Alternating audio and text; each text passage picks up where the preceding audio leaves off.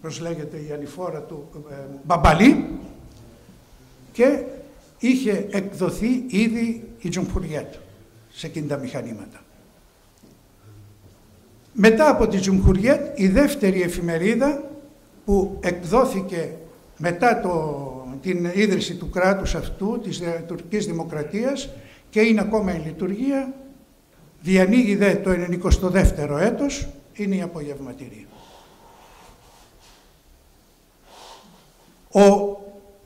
Ο αρχισυντάκτης της Απογευματινής, επιλογή των αδελφών Βασιλιάδη, ήταν ο Καβαλιέρος Μαρκουίζος, και το τυπογραφείο στήθηκε στη Δίωδο Συρίας, η οποία ήταν ένα κτίριο που είχε στήσει μερικά χρόνια πριν ο αρχιτέκτον Δημήτριος Βασιλιάδης.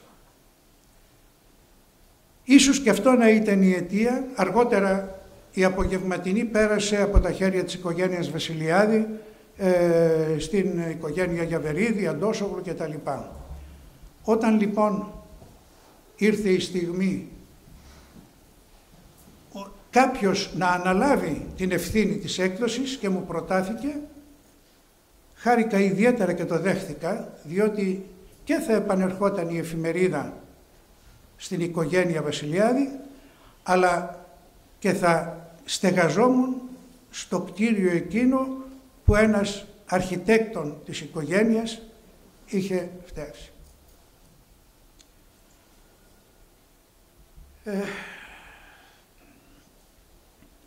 Μετά από 90 χρόνια όμως, δυστυχώς, ένας νόμος, ο οποίος, μια απόφαση της κυβερνήσεως, έδωσε το δικαίωμα σε συμβόλαια που ήταν πάνω από 10 χρόνια ελεύθερη αύξηση στο ενίκιο.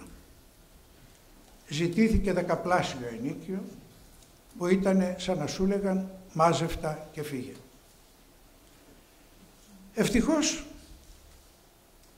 ένα δωμάτιο στην Παναγία δόθηκε στην Απογευματινή, και ευχαριστώ ιδιαίτερα την εφορία και τον πρόεδρο, τον κύριο Παπαλιάρη, αλλά βεβαίως δεν ήταν δυνατόν η εφημερίδα να εκδίδεται εκεί, διότι έτσι όπως είχε γίνει η κατάσταση χρειαζόταν τουλάχιστον 18 ώρες εργασία καθημερινά για να μπορεί η εφημερίδα να ετοιμάζεται και να στέλνεται στο τυπογραφείο. Έτσι μετάφερα τα απαραίτητα στο σπίτι, παίρνοντας άδεια πρώτα από τη σύζυγο, η οποία ευτυχώς μου έδωσε την άδεια σε αυτή την περίπτωση, και ξεγρυπνά μαζί μου και εκείνη μέχρι να κλείσουν οι σελίδες, να πατήσει το κουμπί και να φύγει η εφημερίδα για να πάει για τύπομα. Εκεί την περιμένουν οι διανομείς, 7 ή 8 άτομα, οι οποίοι την παίρνουν και τη μεταφέρουν και την παραδίδουν στους ομογενείς και σε μέρη που πουλιέται όπου υπάρχουν περισσότεροι ομογενείς. Το πρώτο πράγμα που έκανε ο Καβαλιέρος Μαρκουίζος ήταν να επιλέξει ένα μότο για την Απογευματινή, και επέλεξε το πολύ καλό για εκείνη την εποχή: «Εννέα εποχέ επιβάλλουση και νέα καθήκοντα». Πράγματι ήταν μια νέα εποχή που άρχιζε, που ξεκινούσε για όλο τον κόσμο. 3 μεγάλες αυτοκρατορίες μόλις είχαν καταληφθεί και τα κράτη-έθνη είχαν αρχίσει να λειτουργούν με διαφορετικά κριτήρια, στα οποία οι μειονότητες δεν είχαν και πάρα πολύ καλή θέση, δεν ήταν ευπρόσδεκτες γενικότερα. Υπήρχε πίεση αφομοίωσης, υπήρχε μείωση, υπήρχαν πιέσεις οι οποίες σου έκαναν να επιλέξεις αν θα συμβιβαστείς ή αν θα σηκωθείς να φύγεις. Οι ρίζες της ομογένειας στην πόλη ήταν τέτοιες που ξεπερνούσαν τις ρίζες αυτών που είχαν τότε τη δύναμη και μπορούσαν να ασκούν πιέσεις. Έτσι υπήρξε πάρα πολύ δύσκολο να ξεριζωθούν. Φτάσαμε μέχρι το 1964 και ο πληθυσμός της Ομογένειας από τις 90.000 δεν έλεγε να κατέβει προς μεγάλη στεναχώρια ορισμένων. Το 1964 όμως, με τις απελάσεις, έγινε ο βίαιος ξεριζωμός. Μέσα σε 18 μήνες, ο πληθυσμός της πόλης, που ήταν πάνω από 90.000, σε 18 μήνες και μόνο έπεσε κάτω από τις 30. Ιδίως τους 3 ομογενείς αναγκάστηκαν να φύγουν. Και μάλιστα με τέτοιο τρόπο που να μην μπορέσουν καν να παραδώσουν αυτά που έπρεπε να παραδώσουν σε αυτούς που θα έμεναν. Η απογευματινή είχε την τύχη να βρει συνεχιστή. Όμως η δύναμη μιας εφημερίδας προέρχεται από το να είναι οικονομικά ανεξάρτητη. Κύριε Γενικέ, γνωρίζετε καλά ότι άμα μια εφημερίδα εξαρτάται, πάβει να είναι εφημερίδα, είναι το φερέφωνο, είναι το δελτίο τύπου κάποιων ισχυρών, κάποιων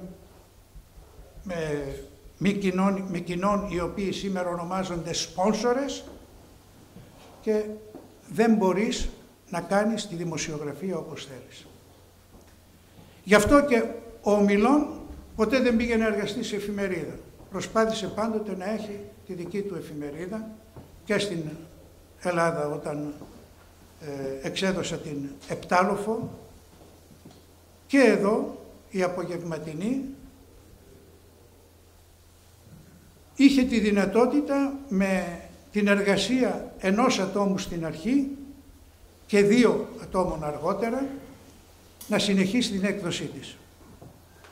Τα άλλα φύλλα αναγκάστηκαν να σταματήσουν.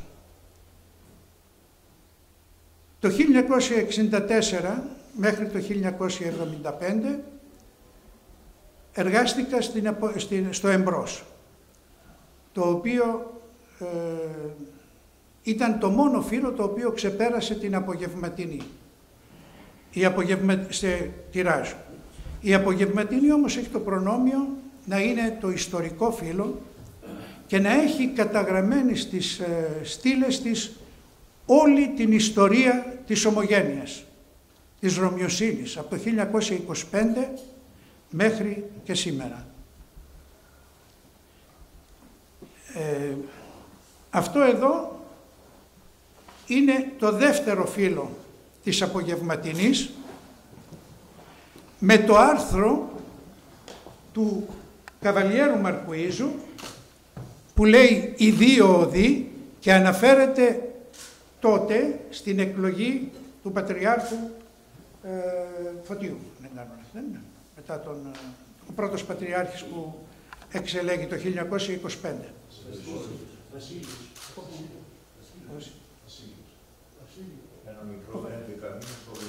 Ο Γρηγόρη μετά από εκείνο, ναι. Ήταν το άρθρο του Μαρκουίζου.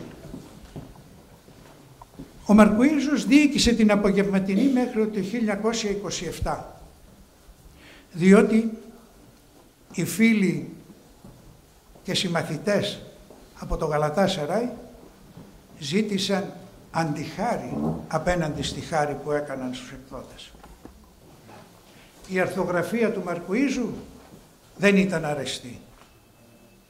Ο Μαρκουίζος ήταν ένας δημοσιογράφος ο οποίος με ήπιους τόνους όμως ασκούσε πάντοτε την κριτική του και έλεγε το ορθό και το σωστό.